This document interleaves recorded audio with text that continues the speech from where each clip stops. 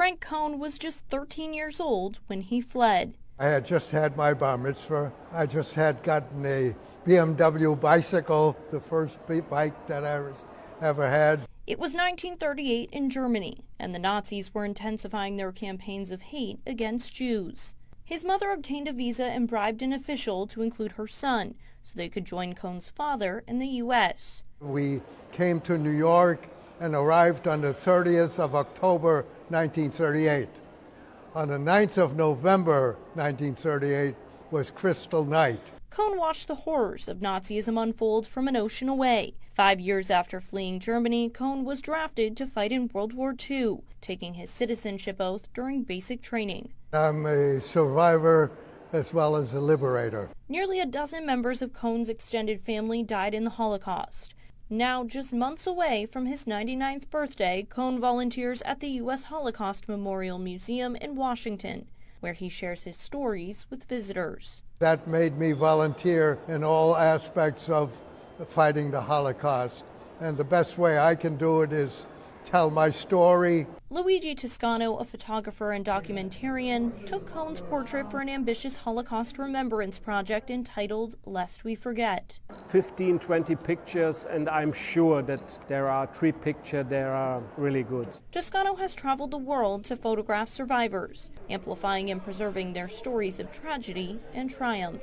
I have nearly now over 500 survivors, especially from the Ukraine, from Russia, from Belarus, from Poland, America, Israel. Toscano's portraits have been published in 2 books, with a third on the way, and captured in a documentary. And they have been exhibited around the world, giving these survivors a voice. I feel really honored to do this work, and I think it is important. It is important for the younger generation, so we can tell them what happened and what's going on in this world. Although Toscano's work is a bridge to the past, it's also a window into the world today. 5 years ago, an exhibit in Vienna of his photos was vandalized, the faces of survivors slashed. He says the incident showed anti-Semitism indoors, but also that there is goodness in the world as well.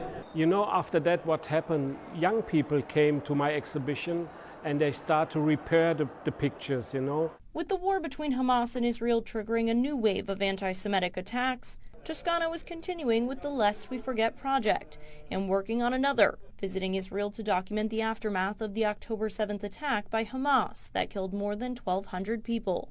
Toscano says he has received hate himself for his passion project. I receive also many emails with hate speech against me, and I remember that a Holocaust survivor calls me and they order me, Luigi, don't give up.